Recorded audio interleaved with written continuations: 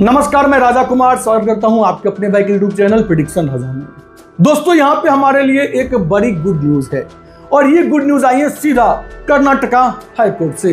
वो क्या होंगी, मैंने आपको पहले जो इसका वीडियो बनाया था उसमें सारी बातें बता दी थी, लेकिन कुछ ऐसी चीजें मैं आपको बताऊंगा जो आपको सीधा समझाने के लिए काफी होगा कि फैंटेसी ऐप का फ्यूचर क्या होने वाला है। आपको मालूम चल जाएगा कि गवर्नमेंट ने क्यों यहाँ पे तुषार मेहता जो कि एडवोकेट हैं केंद्र की साइड से, उनको कहा है कि 8 सितंबर को आपको टोटली रिपोर्ट सौंपना होगा हाई कोर्ट में। आपको बताना होगा कि आपने इतने बड़े बिल कैसे पास कर दिए, इतने बड़े कानून कैसे ला दिए कि पूरी तरीके से रियल मनी गेमिंग को आपने बैन कर दिया।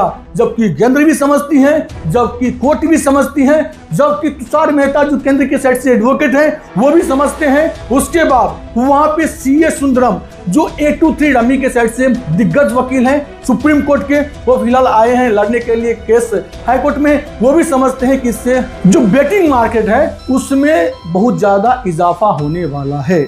और यहाँ पे एक चीज और सामने आई है, एक बात ध्यान रखना, अगर आप किसी ऐसे वैसे ऐप पे अभी इन्वेस्टमेंट कर रहे हो तो वहां पे भी आपको अलर्ट रहना है, क्योंकि वहां पे जो हाई कोर्ट है कर्नाटका की, वहां एक बात को लेके और डिस्कस हुई है। जो भी छोटे मोटे ऐप हैं उस पर अभी बारीकी से नजर होगा, क्योंकि वहां पे कहा गया कि जो छोटी एप्लीकेशन एक आध दो मार्केट में रन कर रही है उसके अभी जो यूजर बेस है वो बढ़ जाएंगे। तो इसको आप पूर्ण रूप से जितने भी ऐप हैं सब के लिए डिसीजन निकाल दीजिए कि सब का सब बंद कर ले। तो अभी आपको थोड़ा सा इस चीज को लेके अलर्ट रहना है, ठीक है। किसी भी फैंटेसी ऐप पे फिलहाल आपको निवेश करने की जरूरत नहीं है। उसके बाद वहां पे जो सबसे बड़ी चीजें जो है सामने सुंदरम साहब जो सीए सुंदरम एडवोकेट थे 823 रमी के साइड से, उन्होंने सामने रखा है जो एक बड़ी चीज है। आप इतने बड़े जो है फैसला लेके आ जाते हो, इतने बड़े आप जो है कानून बिल को पास कर देते हो, और आप जो है जितने भी अपोनेंट्स थे, अपोनेंट्स यहाँ पे कौन थे, अपोनेंट विपक्ष सरकार नहीं थी, अपोनेंट थी जो भी ड्रीम 11 ऐप है या फिर माई 11 सर्कल, जो भी फैंटेसी ऐप है या फिर जो भी रियल मनी गेमिंग ऐप है, उसके साथ बैठ के आप एक मीटिंग करते। अब देखिए वहां पे मैंने आपको एक स्टोरी बताया था ना कि वो रात क्या हुआ था। गवर्नमेंट जो है ना, उनका मन था कि 40% का जीएसटी इनके ऊपर लगा दिया जाए, और इसको लेके मैंने आपको एक वीडियो दिया भी था जहां पे ड्रीम 11 जो है सुप्रीम कोर्ट में केस जीतने वाली भी थी। उसके बाद ही ये चीज स्पीड में लाया गया, फटाफट सारे बिल को पास किए गए। और कर्नाटका हाईकोर्ट के पास अगर ये डिसीजन गई है तो फैंटेसी लवर खुश हो जाना, वहां से कुछ पॉजिटिव न्यूज ही आएंगे, जिसका इंपैक्ट आपने डे 1 को ही देख लिया। सीधा कहा गया गवर्नमेंट को कि आपको 8 सितंबर तक, 8 सितंबर तक नहीं, 8 सितंबर को नेक्स्ट हियरिंग होने हैं, और वहां आपको प्रॉपर रीजन बताना है। जो आप यहाँ पे एक कार्ड खेल रहे हो ना कि टेरर फंडिंग हो रहा है, कैसी हो रहा है मुझे बताओ। आप टेरर फंडिंग आपने बोल दी, मैं मान ली आपकी बातों को, लेकिन आप मुझे बताओ कि कैसे टेरर फंडिंग हो रहा है। इसमें हो सकता है कुछ ऐप भी जाएंगे, इसमें कोई दो राय नहीं है कहां से ये फंडिंग हो रहा है, क्योंकि आप और हम और सब जानते हैं कि कुछ फैंटेसी ऐप हो या फिर कुछ ऐसे गेमिंग ऐप थे जहां पे कोई केवाईसी की जरूरत नहीं पड़ती थी, नो केवाईसी। जो नो केवाईसी वाले ऐप थे ना भैया, उनकी अब अच्छे से बचने वाली है, क्योंकि 823 रमी ने साफ तौर पे कहा कि भैया छोटी एप्लीकेशन की वजह से हमारी यहाँ पे जो है इतनी बड़ी मुसीबतें खड़ी हुई हैं, तो इसमें हमारी गलती क्या है। हम वहाँ पे प्रॉपर केवाईसी करवाते हैं, आधार हो पेन हो उसके थ्रू। जो नहीं करवाती हैं आप उसके ऊपर जो है जो भी रूल्स लगाना है लगाओ। मेरी क्या गलती है, हमारी इसमें क्या गलती है, जो बड़ी मछली है उनकी क्या गलती है। तो मुकाबला अब काफी दिलचस्प है, जहां मुझे लगता है कि 8 सितंबर को हमारे लिए एक तगड़ी न्यूज आ सकती है। इसमें एक चीज और रखा गया, ध्यान रखिएगा, इसमें ऐसा कहा गया है कि जब तक ये केस चल रही है, गवर्नमेंट ने जो बिल पास किया है उसको होल्ड लगा दे, ऐप जो है एज इट इज चलता रहे। जब डिसीजन आ जाएगा तो फिर से ये ऐप को क्लोज कर दिया जाएगा, जिसको लेके मुझे लगता है हाई कोर्ट इस चीज को जो है इस दलील को खारिज कर देंगी। जो एक बार बन जाता है ना वह रूल, वो तब तक कैंसिल नहीं होता है जब तक डिसीजन ना आ जाए। तो अगर एप्लीकेशन बंद हो चुकी है फिलहाल, तो ये हाई कोर्ट ये नहीं कह सकता है कि आप डिसीजन का वेट कीजिए, तब तक ओपन करके आप मार्केट को चलाइए।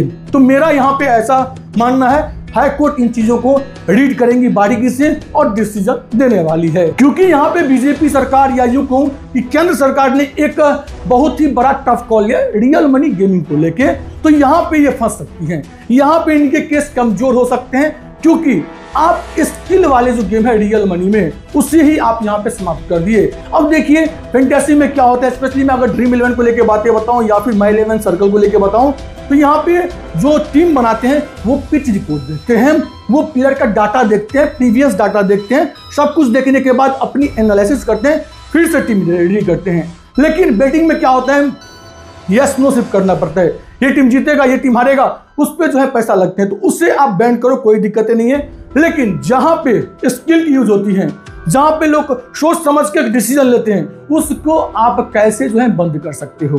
तो मुझे लगता है कि यहाँ पे गेमिंग सेक्टर जो भी रियल मनी गेमिंग है और जो skill based real money gaming है उसके लिए एक पॉजिटिव न्यूज आ सकता है 8 सितंबर को।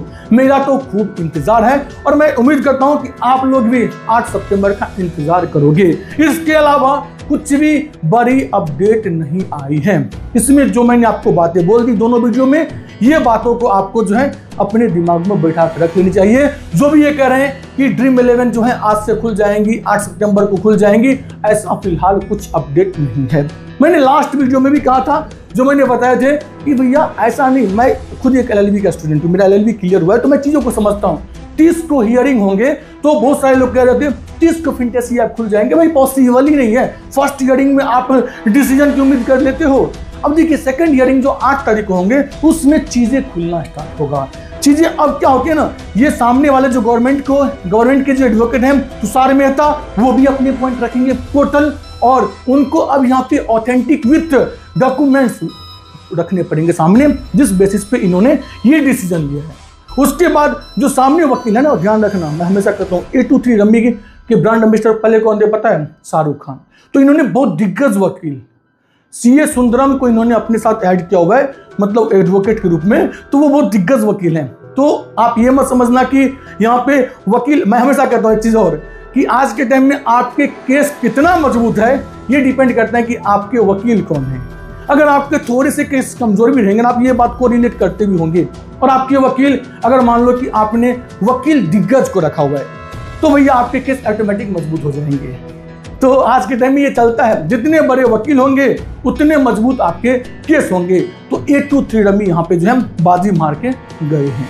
बाकी देखते हैं अपडेट क्या आती है, जो भी फाइनल अपडेट्स वगैरह आएंगी मैं आपको बताऊंगा जरूर। और मुझे लगता है सबसे सटीक और सबसे एक्चुअल बातें, अगर आपको कहीं ऑथेंटिक बातें कहीं मिलेंगी तो वो यहीं पे मिलेंगी। तो इस वजह से भी आप लोग YouTube चैनल को सब्सक्राइब करके जरूर रख लीजिएगा। बाकी आपका ओपिनियन इसको लेके क्या है कमेंट सेक्शन में बताइएगा जरूर।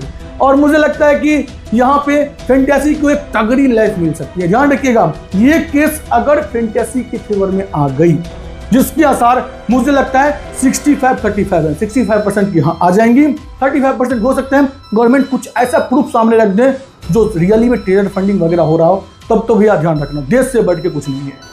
ये हमारे लिए भी और ये आप सबके लिए भी होगा। जब बात देश की आ जाएंगी तब तो भैया कुछ भी बंद हो जाए कोई फर्क नहीं पड़ता है, देश फैले आएंगी। तो गवर्नमेंट ने ये वर्ड क्यों कहा कि इससे टेरर को फंडिंग हो रही है, ये जानना दिलचस्प होगा।